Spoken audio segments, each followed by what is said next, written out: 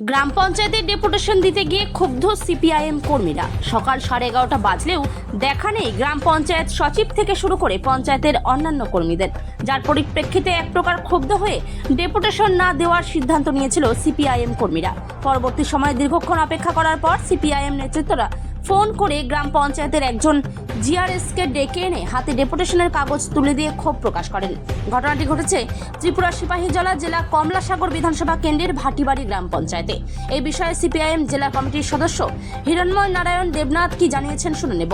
আমরা ভারতের communist party মার্ক্সবাদী Kamalasagar অঞ্চল কমিটির উদ্যোগে আজকে আমরা ভাটিবাড়ি পঞ্চায়েতের সচিবের কাছে ডেপুটেশনে মিলিত হয়েছি।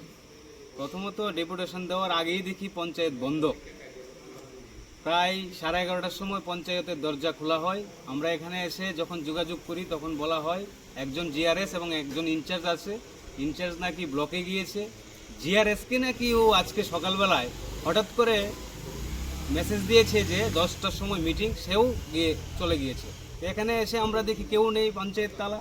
তারপরে খবর পেয়ে আমরা দেখলাম এখন জিআরএস এসেছে। পঞ্চায়েত ইনচার্জের সাথেও কথা বলেছি, উনি একটি বিশেষ কাজে ব্লকের মধ্যে আছেন। তাহলে পরিস্থিতিটা বুঝতে পারছেন, দুইজন কর্মচারী ভাটিবাড়ি পঞ্চায়েতে এর বাইরে নেই।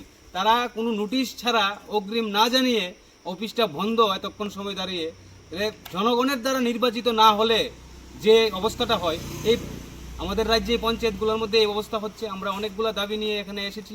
বিশেষ করে এটা প্রায় 85% উপজাতি অধ্যুষিত এলাকা। এখানকার যে আপনার ইনকামের যে ব্যবস্থাটা, সেটা হচ্ছে মূলত গ্রামীণ যে কাজ, রেগার কাজের উপর ডিপেন্ডেন্ট। এই সময়ের ভিতরে রেগার কাজ কমে গেছে, পাহাড়িরা রেগার কাজ পাচ্ছে না, উপজাতি ভাই বন্ধুরা রেগার কাজ পাচ্ছে না, যার দরুন সংসার চালাতে কষ্ট হচ্ছে, স্কুলে তাদের ছেলে মেয়েদের পাঠাতে কষ্ট হচ্ছে, গড়ের জিও ট্রেকিং সঠিকভাবে হচ্ছে না, এখানকার যে রাস্তাগুলো আরও বেহাল অবস্থার মধ্যে আছে। এই সবগুলো মিলিয়ে আমরা এই ডেপুটেশনে আমরা প্রাথমিকভাবে আমরা জিআরএসের কাছে দিয়ে গেলাম। আগামী দিনে আমরা একটা নির্দিষ্ট সময় দেখব, দেখে আমরা এইগুলা নিয়ে আমরা আন্দোলনে যাব।